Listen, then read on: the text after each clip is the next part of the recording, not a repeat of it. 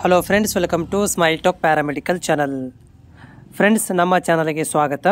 ಈ ವಿಡಿಯೋದಲ್ಲಿ ನೀವು ಸ್ಕ್ರೀನ್ ಮೇಲೆ ನೋಡ್ತಾ ಇದ್ದೀರಿ, ಒಂದು ವಿದ್ಯಾರ್ಥಿ ಒಂದು ಕಾಮೆಂಟ್ಸನ್ನು ಹಾಕಿದ್ದಾರೆ.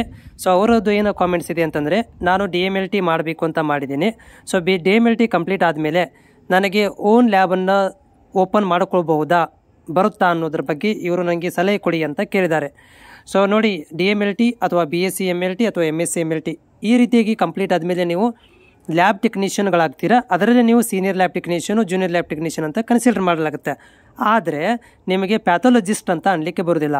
As per the government rules ಪ್ರಕಾರ, ಡ್ರಗ್ ಅಥಾರಿಟಿ ಅಥವಾ DHO ಅವರ ಪ್ರಕಾರ ಲ್ಯಾಬನ್ನು ಓಪನ್ ಮಾಡ್ಕೋಬೇಕು ಅಂತಂದರೆ ಪ್ಯಾಥೋಲಜಿಸ್ಟ್ ಆಗಿರಬೇಕು ಅಂತ ಇದೆ. ಸೊ ಪ್ಯಾಥೋಲಜಿಸ್ಟ್ ಇಲ್ಲ ಅಂತಂದರೆ ಏನು ಮಾಡಬೇಕು ಅಂದರೆ, ಸೊ MBBS ಅಥವಾ MD ಪ್ಯಾಥೋಲಜಿಸ್ಟ್ ಆಗಿರೋರು ಈ ಒಂದು ಲ್ಯಾಬನ್ನು ಓಪನ್ ಮಾಡ್ಕೊಳ್ಬಹುದು ಅಂತ ಅವರ ಒಂದು ಅನಿಸಿಕೆ. ಯಾರ್ದು? DHO ಅವರು ಲೈಸೆನ್ಸ್ ಕೊಡಬೇಕಾದ್ರೆ ಹೇಳುವಂಥದ್ದು.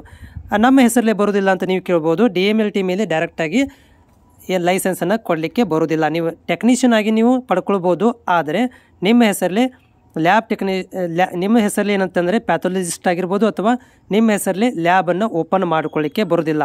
ಮತ್ತು ಹೇಗೆ ಉಪಾಯ? ಮತ್ತು ನನ್ನ ಫ್ರೆಂಡ್ಸ್ ಆಲ್ರೆಡಿ ಲ್ಯಾಬನ್ನು ಓಪನ್ ಮಾಡಿದಾರಲ್ಲ ಅಂತಂದರೆ, ಸೊ ಅವರುಗಳು MBBS ಆಗಿರುವಂತಹ ಅಥವಾ MD ಆಗಿರುವಂತಹ ಡಾಕ್ಟ್ರುಗಳ ಒಂದು ರೆಫರೆನ್ಸನ್ನು ತಗೊಂಡು ಲ್ಯಾಬನ್ನು ಓಪನ್ ಮಾಡಿಕೊಳ್ಬೋದು.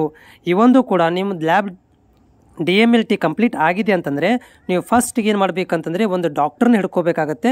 ಅದು MBBS ಆಗಿರ್ಬೋದು, MD ಆಗಿರ್ಬೋದು, ಯಾವುದೋ ಒಂದು ಇದು ಆಗಿದ್ದು ಏನೋ ಸ್ಪೆಷಲೈಸೇಷನ್ ಇದ್ರೂ ಕೂಡ ನಡೆಯುತ್ತೆ. ಸೊ ಅಂಥವ್ರುಗಳಿಂದ ಏನಂತಂದರೆ ನೀವು ರೆಫರೆನ್ಸ್ ಲೆಟರ್ ತೊಗೋಬೇಕಾಗತ್ತೆ.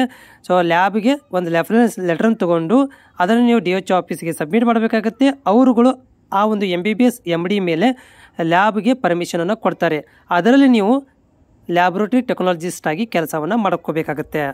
ಸೊ ಇಲ್ಲಿ ಮೇನ್ ರೋಲ್ ಇರೋದು ಯಾರು ಅಂತಂದರೆ, MBBS ಆಗಿರುವಂಥ ಒಂದು ಕ್ಯಾಂಡಿಡೇಟ್ ಬೇಕೇ ಬೇಕು ಒಂದು ಸ್ವಂತ ಲ್ಯಾಬನ್ನು ಓಪನ್ ಮಾಡ್ಕೋಬೇಕಂದ್ರೆ. ಅಥವಾ ನೀವು ನಮ್ಮ ಹಳ್ಳಿಯಲ್ಲಿ ತೆಗೆದಿದ್ದೀವಿ ಸರ್, ಅದಕ್ಕೆ ಏನು ಅಂತಂದರೆ, ಸೊ ಆವಾಗ ನಿಮ್ಮ ಮೇಲೆ ರೇಡನ್ನು ಹಾಕಿ ಅದನ್ನು ಏನು ಮಾಡ್ಬೋದು, ಲ್ಯಾಬನ್ನು ಬಂದ್ ಮಾಡ್ಬೋದು. ನೀವು ಏನಾದರೂ ಡೈರೆಕ್ಟಾಗಿ DMLT ಆಗಿದೆ, ನಾನು ಲ್ಯಾಬ್ ತೆಗಿತೀನಿ ಅಂತಂದರೆ ಅದು ಇಲ್ಲಿಗಲೇ ಆಗುತ್ತೆ. ಅದಕ್ಕೆ ಪರ್ಮಿಷನ್ ತೊಗೋಬೇಕಾಗತ್ತೆ. ಆ ಪರ್ಮಿಷನ್ ತೊಗೋಬೇಕು ಅಂತಂದರೆ ಈ ರೀತಿಯಾಗಿ ಕಂಡೀಷನ್ ಇದೆ. ಏನು ಕಂಡೀಷನು? MBBS ಆಗಿರಬೇಕು ಅಥವಾ MD ಆಗಿರಬೇಕು. ಅಂಥವ್ರುಗಳ ರೆಫರೆನ್ಸನ್ನು ತೊಗೊಂಡು ಲ್ಯಾಬನ್ನು ಓಪನ್ ಮಾಡ್ಕೋಬೇಕಾಗತ್ತೆ. ಸೊ ಹೀಗಾಗಿ ನೀವು ಮಾರ್ಕೆಟಲ್ಲಿ ನೋಡಿರ್ಬೋದು, ಒಂದು ಕ್ಲಿನಿಕಲ್ ಪಕ್ಕದಲ್ಲಿ ಲ್ಯಾಬ್ ಇರುತ್ತೆ. ಯಾಕೆ ಕ್ಲಿನಿಕಲ್ ಪಕ್ಕದಲ್ಲಿ ಲ್ಯಾಬ್ ಇರುತ್ತೆ ಅಂತಂದರೆ, ಅದಕ್ಕೆ MBBS ಆ ಲ್ಯಾಬಿಗೆ ಅಟ್ಯಾಚ್ ಇರ್ತಾನೆ. ಸೊ ಹೀಗಾಗಿ ಅದಕ್ಕೆ ಪರ್ಮಿಷನ್ ಸಿಗುತ್ತೆ. ಇನ್ ಕೇಸ್ ಆಫ್ MBBS ಇಲ್ಲ, ಯಾರೂ ಇಲ್ಲಪ್ಪ ನಾ ಸ್ವಂತ ಲ್ಯಾಬ್ ತೆಗಿತೀನಿ ಅಂತಂದರೆ ಹೈಲಿ ಇಂಪಾಸಿಬಲ್, ತೆಗಿಲಿಕ್ಕೆ ಬರೋದಿಲ್ಲ.